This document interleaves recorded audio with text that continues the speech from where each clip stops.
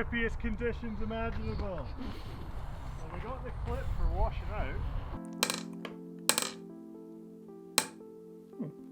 We all know a washout in our lives who's given up on achieving their goal, and we've all also ridden a bike round a corner when it spontaneously gave up on achieving traction. While we all really want it to be the bike's fault, deep down we all actually know it's the trail builder's fault. That corner should have had more support for the speed that you were coming in, and that route wasn't there last time, and well, there was mud in my eye, and dude, did you feel that crosswind? And my tire pressure gauge is so inaccurate. And don't get me started on my fork offset.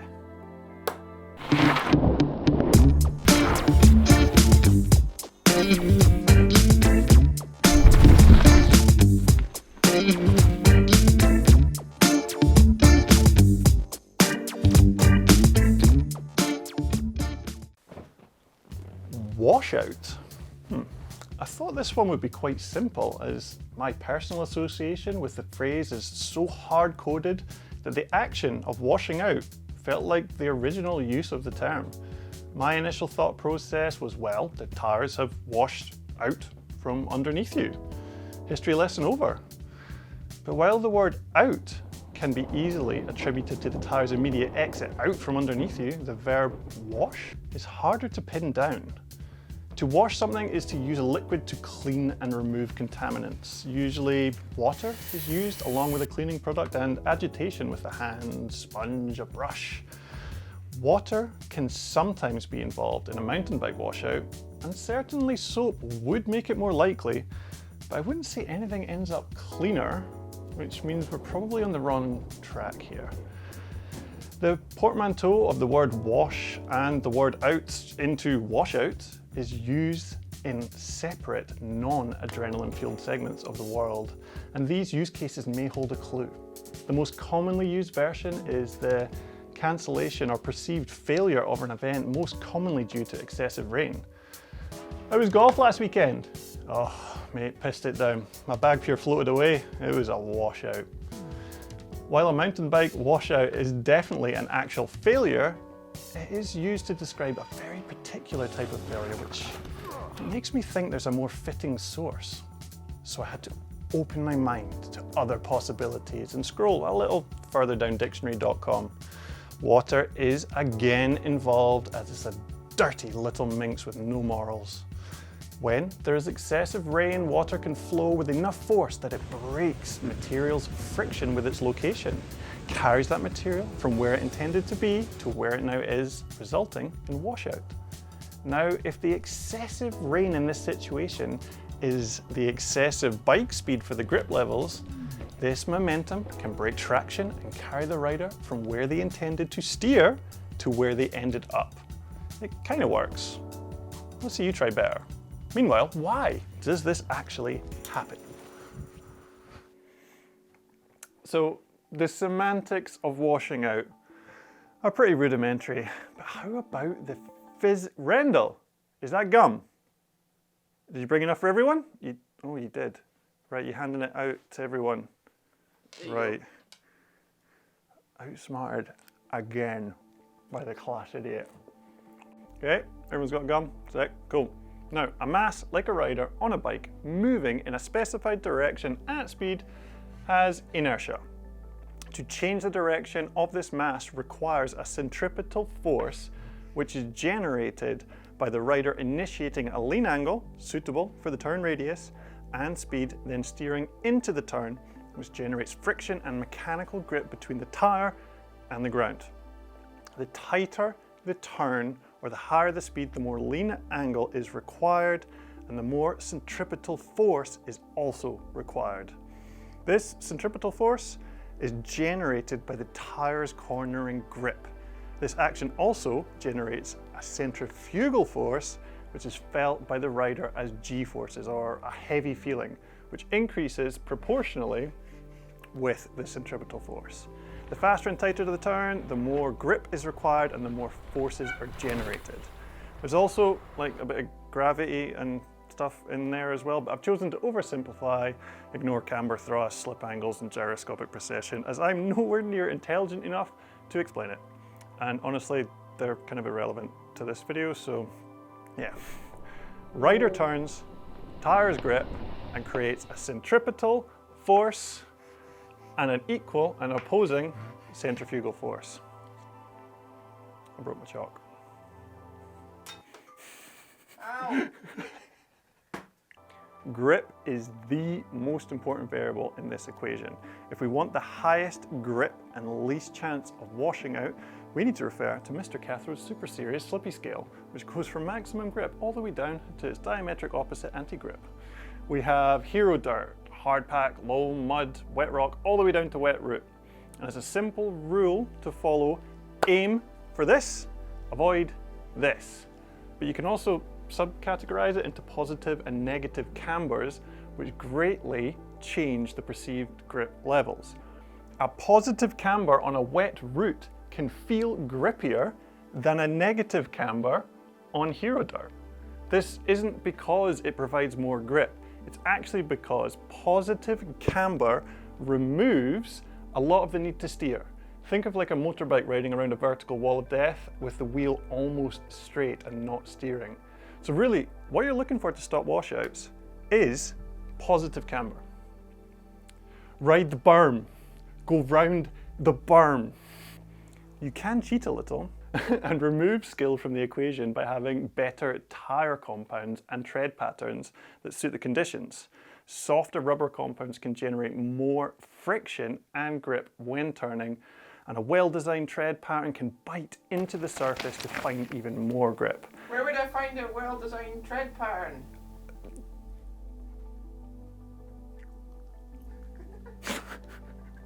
Having them set at a suitable pressure so that they conform to the ground and maintain contact will reduce any peaks and troughs in the grip being generated.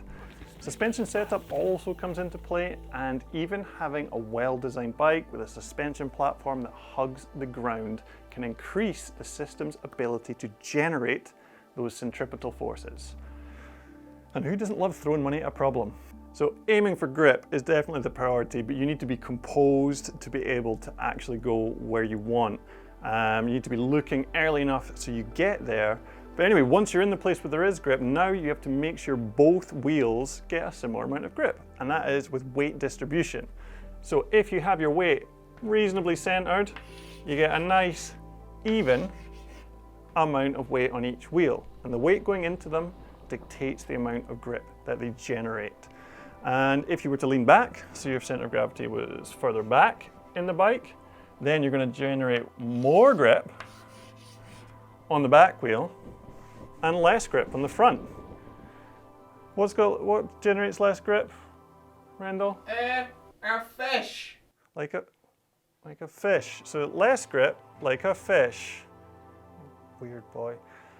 And what happens is if you have less grip in the front, you can wash out. Lovely little bit of washing out, like a fish. Like a fish. Exactly, there we go. He's getting it now, look at him go. And then if you do the other way, which is very unlikely, this is not something people often do and move your weight forward, sometimes you can generate more grip on the front, less on the back, like a fish, and that can cause a drift, which is cool, but also hard. So the weight distribution is also super important. So let's have a look at some viewers trying to go around corners. I like fish. Shut up! Lovely submission here from Antoine Cotet. So he's obviously doing a little bit of a session here. They got the cones out. Let's have a watch. Woo! Back wheel washout. So it's interesting. You can wash out the front or the back, or both at the same time. You wash out the back and the front at the same time, or just the back. It's called a drift. Drifts are sick. It's a fact. It's just a fact of life. So I would say coming into this corner, you want to be heading, and I would say sort of this kind of line, you know, arc it out a little bit wider, nice smooth turn. But you can see Antoine, he comes in, he biffs the cone like an absolute biffy, and he comes in pretty tight into that corner, making it a little bit tighter, just making things a bit more difficult for himself. Perhaps he was just wanting to do a big drift. And then he does something else right when he gets to that tight point. So let's go forward and listen. Did you hear that? No, not his mates going, yo! There's a little squeak. There's a little squeak. A little bit of braking. Just tickled them. Tickled that back brake, I reckon. And it's just lost traction on the back end. Sick drift. Bam, bam, bam, bam, bam, bam, bam. Wiped out all the cones. It's a bit of a clip, actually. Pretty cool. So if you brake when the wheels need traction, they don't like it. They don't like it when you do that. So a little bit wider on the way in, braking a tiny bit earlier, and then maybe you'd get around the turn. But yeah, it's a tricky one. It was cool though. Thanks for that submission.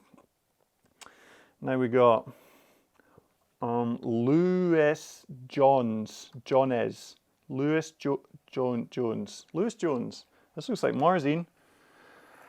Oh, I've done that. I have done that. So this track, when it rains, is like grease. It is super, super hard. And you can see him, he just comes into the corner. He's looking chill. He's looking pretty centered on the bike. I wouldn't say there's anything happening there where I'm like, oh no. And yeah, he's coming into the turn. And then that front wheel just gives. It gives. So there's a few different things that can cause this. So obviously it's wet. It's just, that track is lethal. So potentially the ground, there was maybe like an edge that the front wheel caught and then just started to wash in him. So yeah, you can see there's lots of little ripples and there's little braking bumps and holes. So potentially like just here, there was maybe just like a little off camber edge that starts to pitch the wheel. Or tire pressures were too high, or maybe he's riding some mud tracks the other day and had some spikes on. It is hard to tell. I don't think it's a spike tire though. Also, in terms of his body position, it's quite neutral. It's like nice, but quite neutral. I feel like if he was maybe a fraction lower, potentially had the hips set into the corner a little bit more, potentially could have saved it. But dude, it's slippy. It's super slippy. There's room to go a bit higher on the corner. And failing that, if none of those things work, go a bit slower. That would be the only other solution. Good crash though, good crash. So now we got Carl Subi squeaking into shot. Ooh, a bit of slow-mo, washes the front. Down he goes like a sack of the finest organic potatoes. Yeah, I mean, there's an obvious issue on the run-in. Listen to those brakes.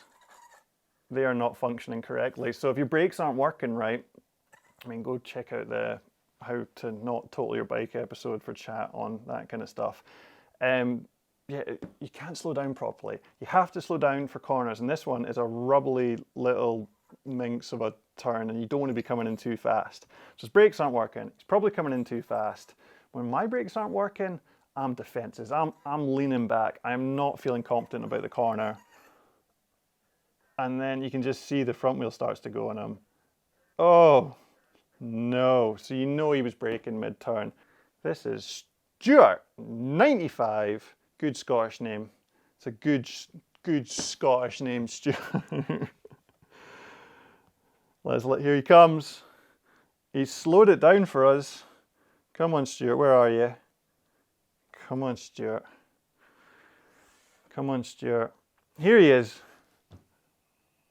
Oh, that was a good one. I like ones like that. You kind of wash out, hand down, no dramas. He's not off to hospital. He pushed back up and did that again. So I'm going to get a little freeze frame just as he's coming into the corner. Here he is, he's coming in. Right, looking at that corner, you can see there's a rut of sorts. So if you want to aim for positive cambers, that's where you're going to get the most grip. He should be putting his tires there. And it's still, it's going to be tricky. It's not like a nice berm, but that is where he needs to be putting his tires. And if we run things forward a little bit, we're going to see he's trying to put his tires here. And that can happen for various reasons. Potentially your balance was a bit wrong coming in, or maybe you've just misjudged it a little bit. Sometimes it can even be that you maybe look through the corner too early. You're like, right, okay, they said in that video you've got to look through the turn. Oh, you end up turning in too soon. This one just looks like you might have misjudged it a little bit. So we'll go forward just a tiny bit more into the corner. His form's decent. You can see he's got the bike tipped in.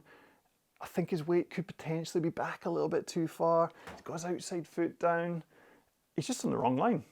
He's cornering where there's not lots of grip. Pretty simple. Still easy to do. I've done that plenty of times. And also you can do that on purpose sometimes if you want to get a little drift into the corner, but you kind of have to have something to catch grip at the end of it. And for this one, there was nothing to catch him. There was no safety net. Down goes Stuart. Big ol' washout. Go get yourself cleaned up, mate. Shocking. Shocking, eh? Shocking. Do it better. Just do it better. Aim for grip. Coming in, you can see where the grip is. I drew a green line around it. Eyes should just be locked on to where that grip is. That's what you want to hit. And as soon as you know you're lined up for it, then you look through. Oh my God. Hey, that was a really bad one. I'll make it up to you next time, okay? Okay. So I hope that made some sense. Look early and aim for positive camber. Avoid turning on the slippy shit. Off the brakes at the hardest point and weight those tyres nice and even. It's a delicious recipe that wipes away most of the wishy-washy washouts. Definitely takes a few attempts to get the process right, but let's be honest, if your end goal is speed, this is a stain that can't be fully washed out. As I proved very convincingly. Ow, I still have a large graze on my hip. 2 weeks later. Whoops.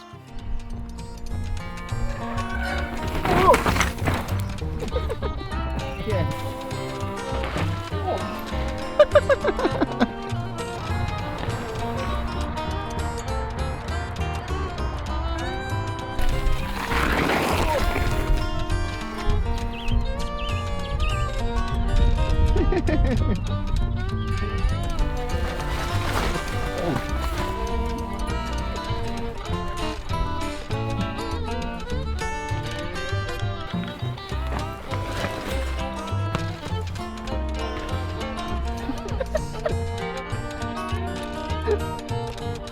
Actually